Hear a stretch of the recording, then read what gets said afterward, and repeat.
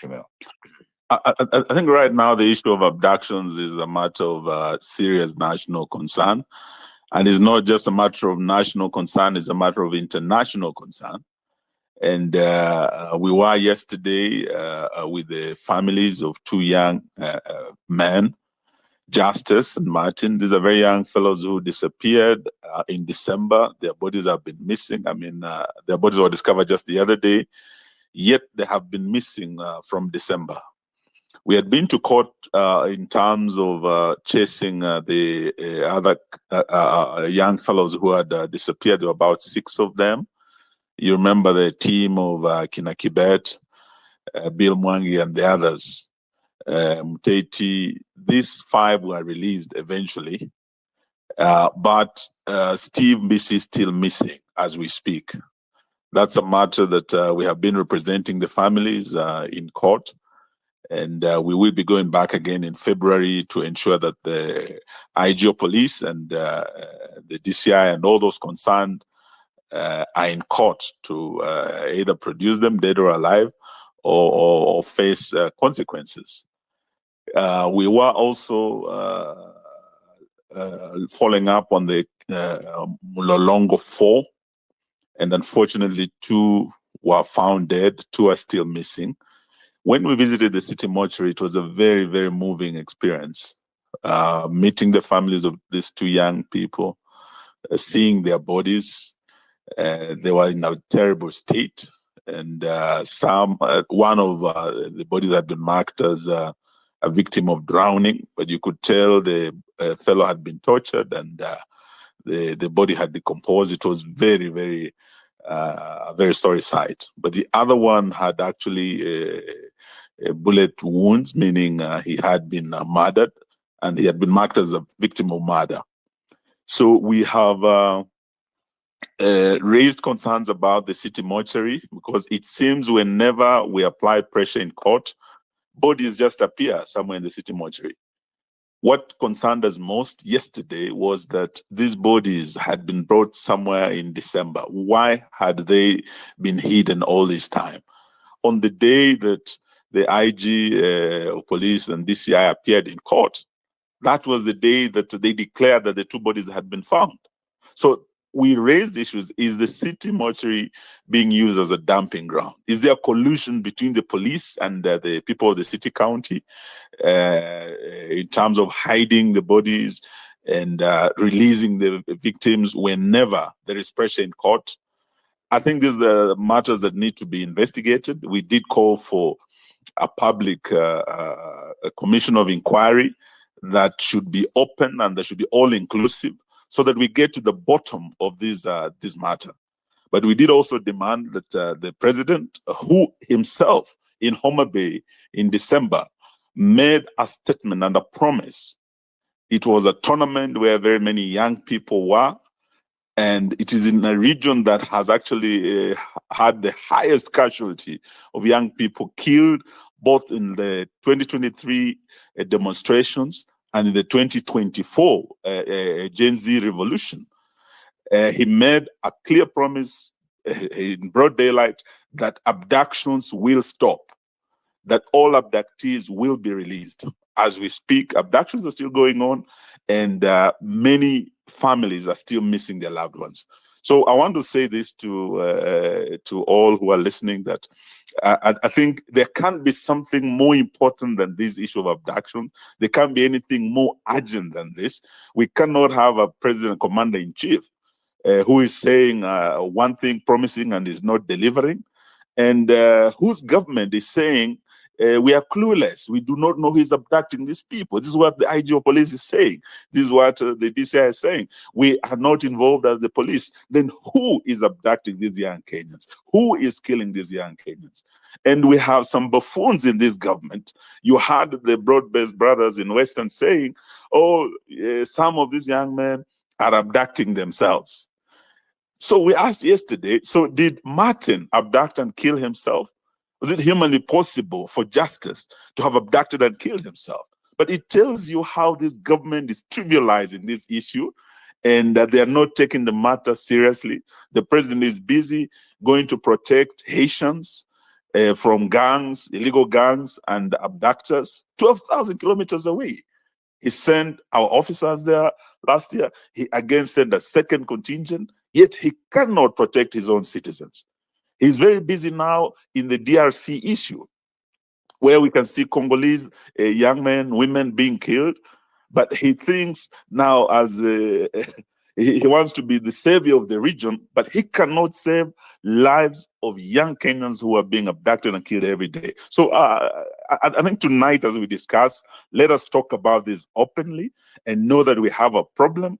We have a president and a commander-in-chief who is clearly not in charge, and who in any mature democracy should have resigned for failing, first of all, to keep his word, and to fail to actually protect Kenyans as he undertook when he swore his oath on our constitution.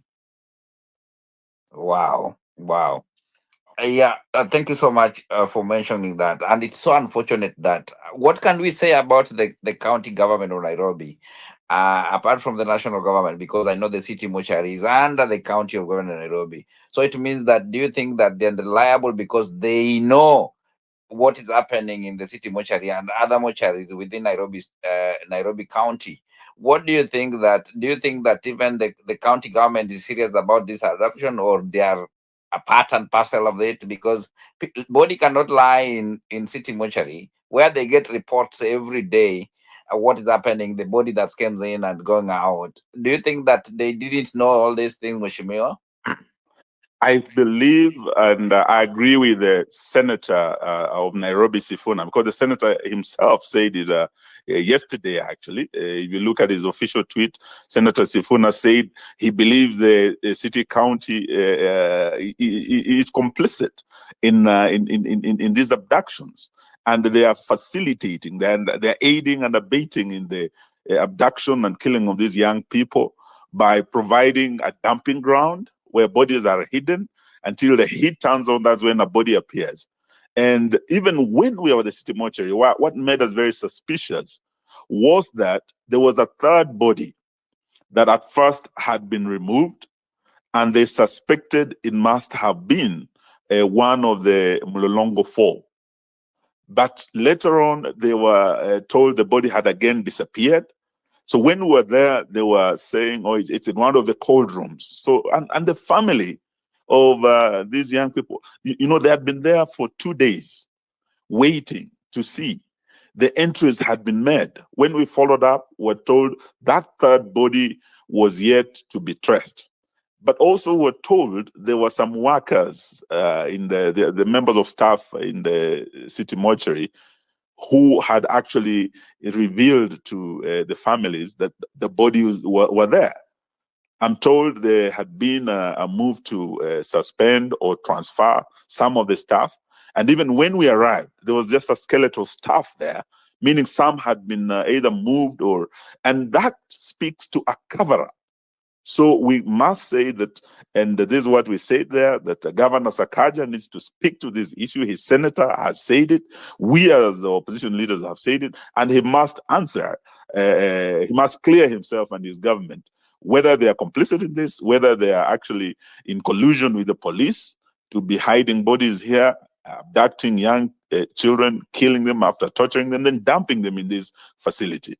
This ultimately will have both the county government and the national government to answer for this. They must be held to account.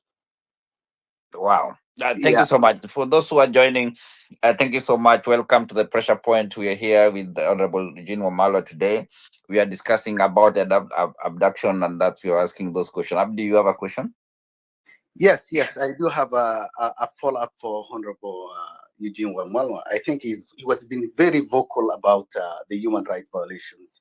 And I would like to see what concrete steps the opposition and the civil society will take to hold the regime accountable for these abductions and killing. I think we have seen Honorable Justin Muturi has just spoken about the alarming rate of enforced disappearance. Do you think this is a state policy of repression, or is it a case of rogue security elements operating outside the law?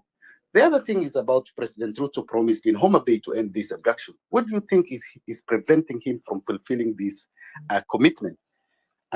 Given that these extrajudicial killings have persisted, should Kenyans push for an independent commission of inquiry to investigate the state of the security? Thank you.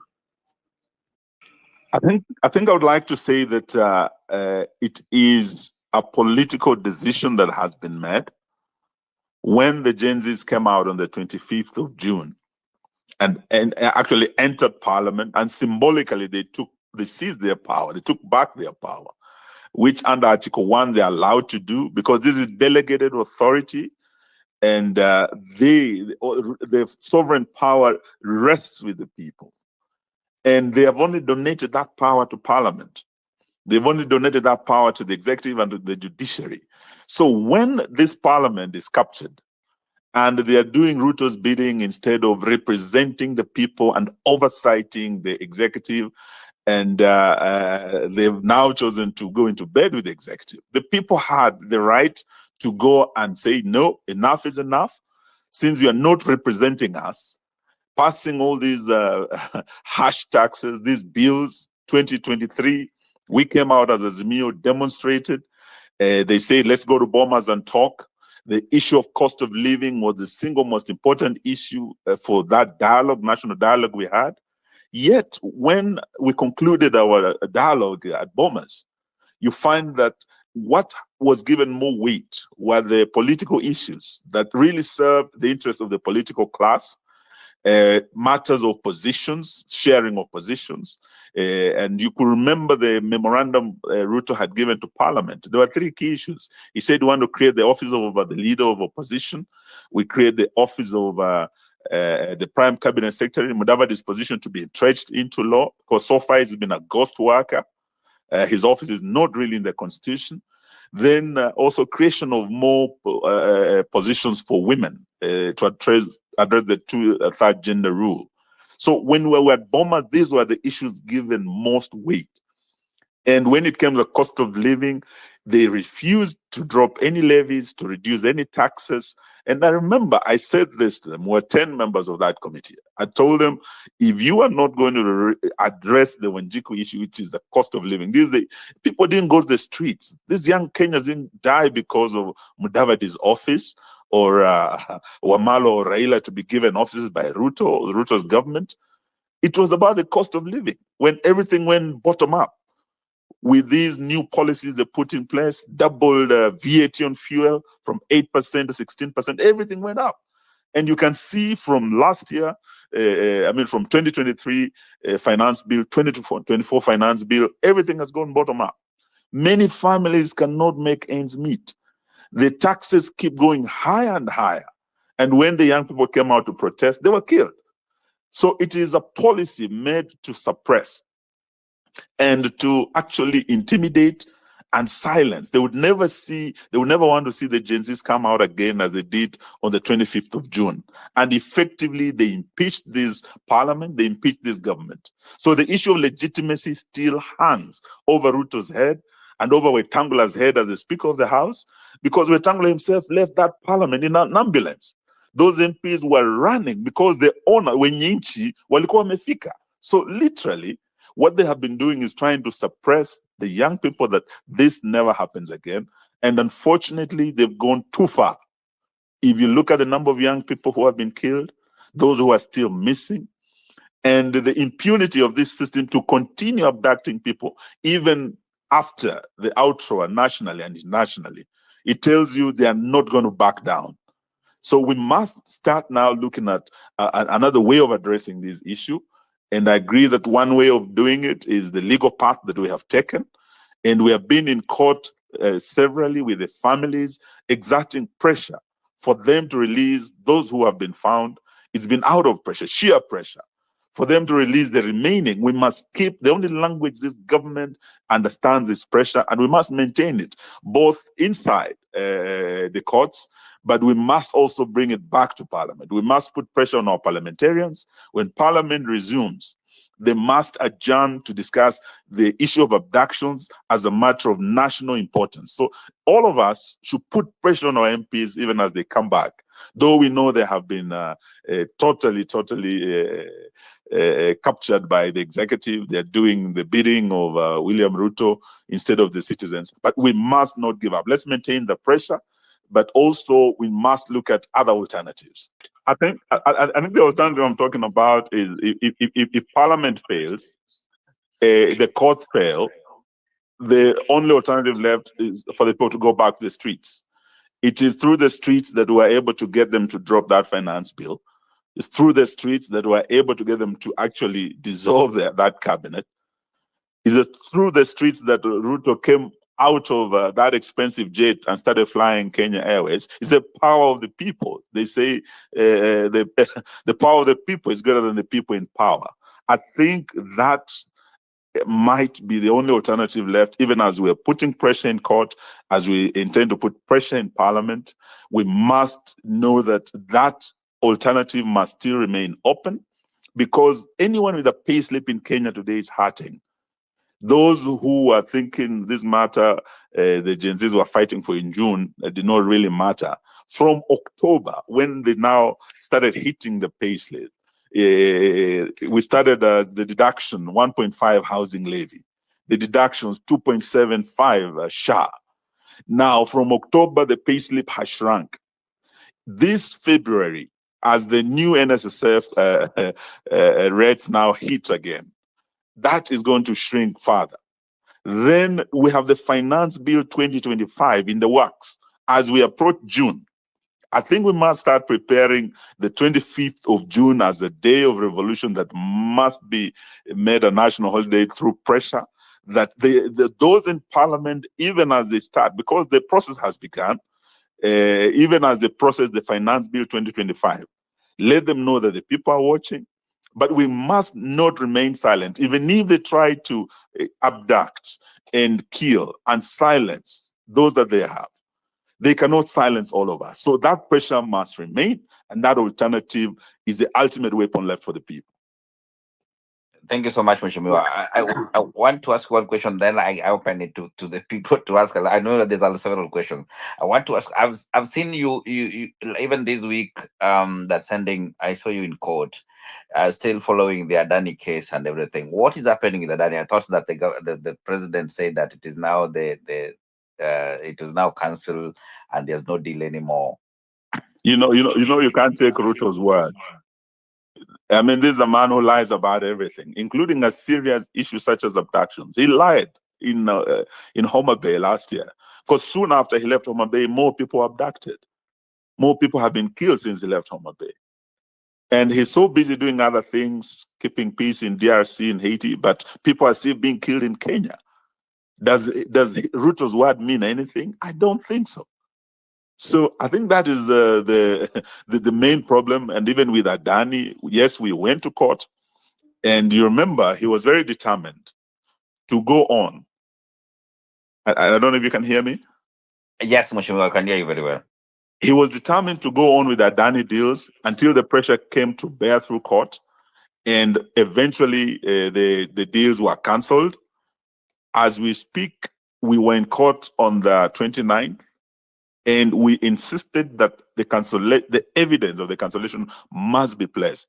They were able to show us some of the letters showing that the matters had been cancelled, the deals had been cancelled, but still we insisted that they must file affidavits that must be verifiable. We must verify that indeed the board meetings, the KIA, and all the institutions involved have actually effected the cancellation. Because there was also an attempt, if you remember in his address in Parliament, he said that,